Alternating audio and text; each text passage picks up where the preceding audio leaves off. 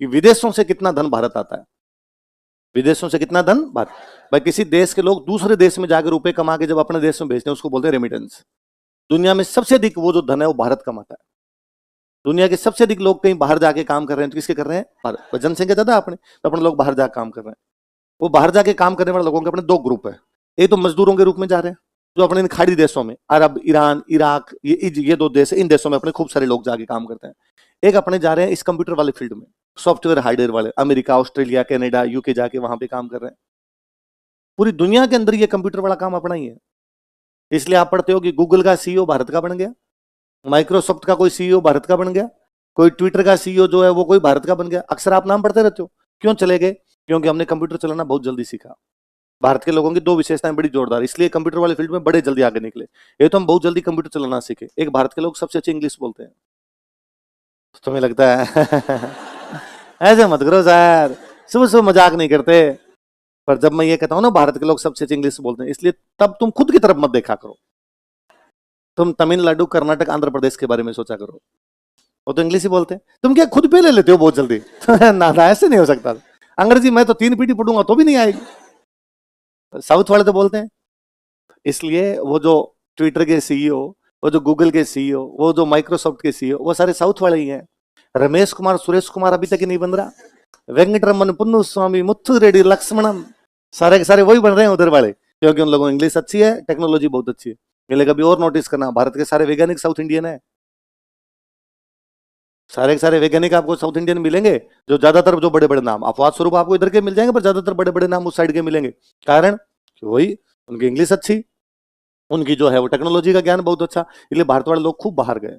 बीच में Barack Obama से पहले राष्ट्रपति था जॉर्ज बुश अमेरिका का। तो जॉर्ज बुश का स्टेटमेंट है कि अमेरिकन तुम पढ़ाई कर लो वरना इंडिया वाले तुम्हारी सारी नौकरी खा जाएंगे। तो इंडिया वाले जाके अमेरिका वालों की नौकरी खा गए, इसका मतलब अपने को खूब सारा ज्ञान है तभी तो वहां पे गए। अंग्रेजी वाले में एक बात यह भी है कि दुनिया में अंग्रेजी केवल उन देशों में बोली जाती है जहां पर अंग्रेजों का राज था। अपने पे अंग्रेजों का राज था, इसलिए इंग्लिश अपनी अच्छी है। आप रूस, फ्रांस, जर्मनी, पुर्तगाल जाओगे, वहां किसी को अंग्रेजी आती नहीं, आप बोलनी नहीं आती किसी को। आप यदि थोड़ी सी ढंग से अंग्रेजी बोल दोगे तो उसके यूं पत्ते उड़ जाएंगे, क्या बोल गया।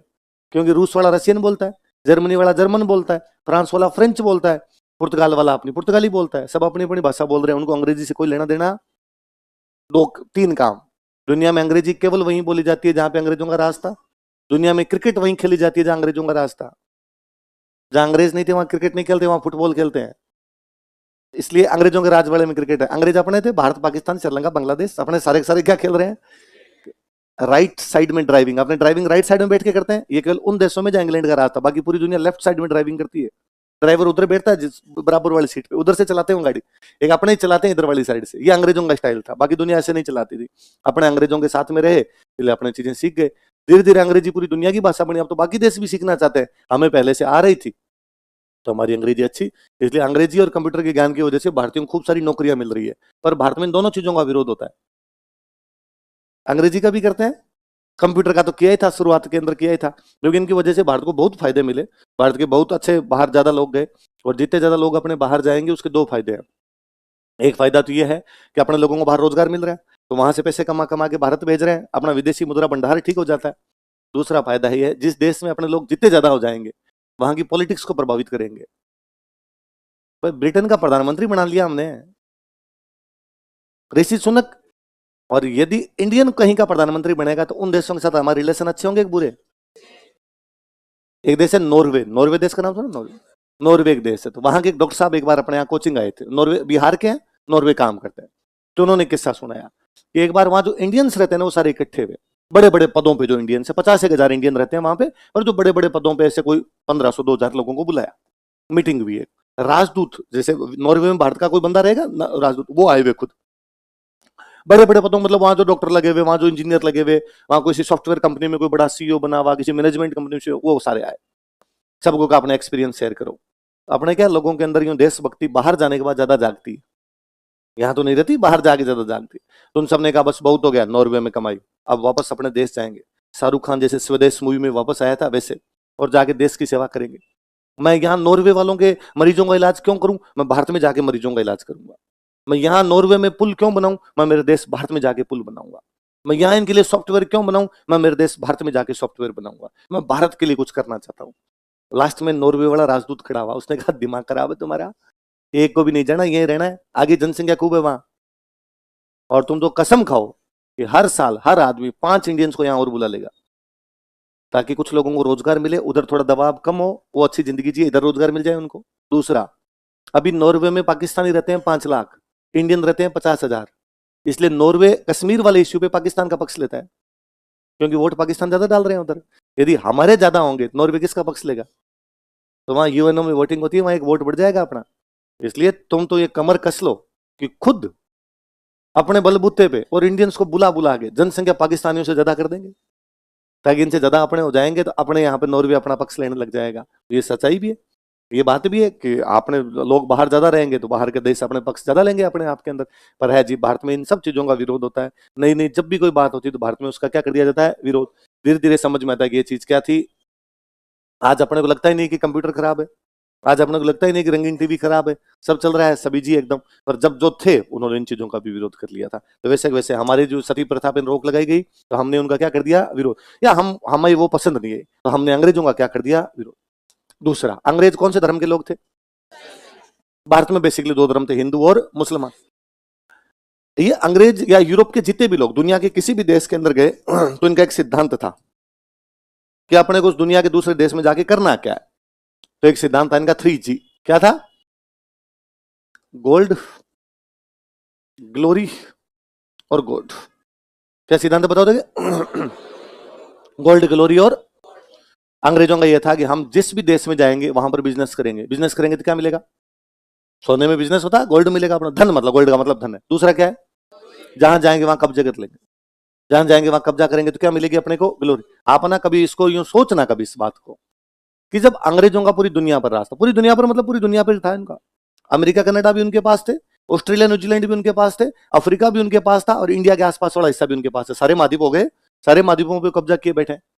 उस समय उनका एक कोई बच्चा, मान 9th क्लास का स्टूडेंट है, उसको क्लास में कहा कि बच्चों वर्ल्ड का मैप खोलो, और बच्चे ने वर्ल्ड का मैप खोला और सब जगह इंग्लैंड का कब्जा, कि नीचे भी इंग्लैंड, वहां भी इंग्लैंड, यहां भी इंग्लैंड, यहां भी इंग्लैंड। उसको अच्छा नहीं लगता गया, इससे बड़ी ग्लोरी क्या हो। मैं कहता हूं अपने, मैं ना कई बार यूं अकेले बैठ के सोच लेता हूं ना कि भारत कश्मीर जो पाकिस्तान ने दबा रखा उस पर दोबारा कब्जा कर लेगा तो भी बाढ़ खड़े होते हैं, गूज बम्स होते हैं, जबकि वो तो अपना ही है, लेना है वापस।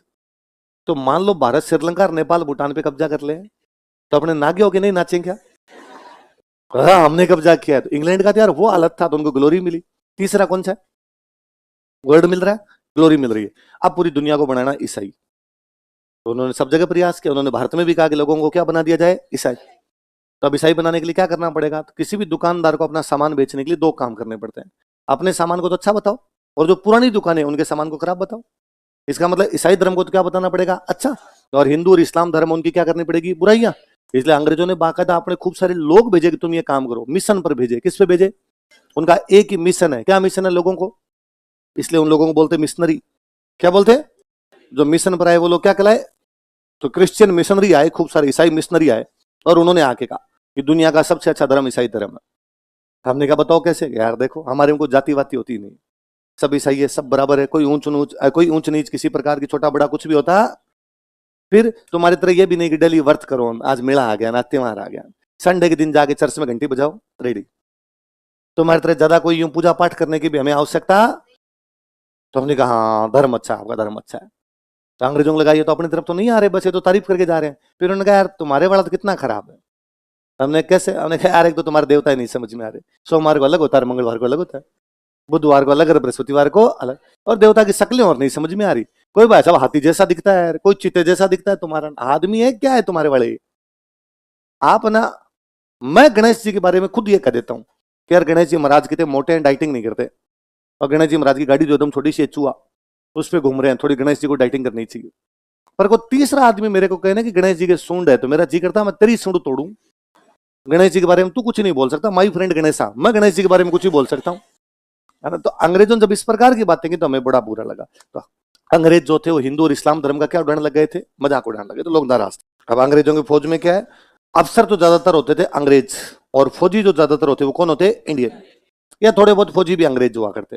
पर अंग्रेज ये काले गोरे वाला भेदभाव पूरा अलग करते कि काले लोगों का खाना अलग, गोरे लोगों का खाना, काले लोगों के रहने पीने खाने की व्यवस्था अलग और उनके रहने सोने पीने की व्यवस्था अलग। काले लोगों की तनख्वाह कम, गोरे लोगों की तनख्वाह ज्यादा, काले लोगों का प्रमोशन कम, गोरे लोगों का प्रमोशन। फिर इंडियंस को लगने लग गया कि यार मैं इन अंग्रेजों के लिए लड़ता हूं, जितना गोरा लड़ता हूं उतना उतना मैं लड़ता हूं, उसके बावजूद यार ये मेरे से इस वजह से भेदभाव करते हैं कि मेरा रंग गोरा नहीं है। ये बात तो गलत है यार। तो सैनिकों में भावना बहुत ज्यादा थी, तो सैनिक पहले से परेशान थे दो चीजों से, एक तो सैलरी कम थी, एक प्रमोशन कम थी। क्या क्या? इसलिए क्रांति की शुरुआत सैनिकों ने की। जनता क्यों नाराज थी? कि जनता इसलिए नाराज है क्योंकि राजाओं की सुरक्षा के लिए नई सेना बनाई और उसके खर्चे पूरे किस पर आ गए थे? जनता। उनका टैक्स बढ़ गया था, उनके व्यापार वाणिज्य समाप्त हो गया था, उनके उद्योग धंधे समाप्त हो गए। सामंत क्यों नाराज है? क्योंकि उनके प्रिविलेज समाप्त हो गए, उनके टैक्स समाप्त हो गए, उनकी सेनाएं क्या हो गई? समाप्त। समाज क्यों नाराज है? क्योंकि उनके सामाजिक नीति नियमों में क्या किया जा रहा है? इंटरफेयर। धर्म को लेकर लोग क्यों नाराज है? क्योंकि ईसाई बनाने के लिए हिंदू और इस्लाम धर्मों क्या उड़ा रहे हैं? मजाक। फौजी क्यों नाराज है? क्योंकि उनसे काले गोरे के आधार पर क्या किया जा रहा है? भेदभाव। ये सब कारण पहले से चल रहे थे, पर सैनिकों को एक नया कारण मिला कि चर्बी वाले कारतूस, तो सैनिकों ने क्रांति की। अब सैनिक किसी ना किसी घर का ही तो है। अब एक फौजी है, मतलब अपना कोई भाई है, मेरा भाई फौजी है, और मैंने सुना वहां पर मेरे भाई को उसका धर्म भ्रष्ट कर रहे हैं, तो मैं भी तो नाराज होऊंगा, उसका परिवार भी नाराज होगा ना। और परिवार पहले से नाराज था क्योंकि टैक्स ज्यादा लग रहा था, तो अब वो मिल गए। जनता और सेना सब जगह मिल गई, जनता और सेना मिल गई, तो क्रांति क्या हो गई? बड़ी।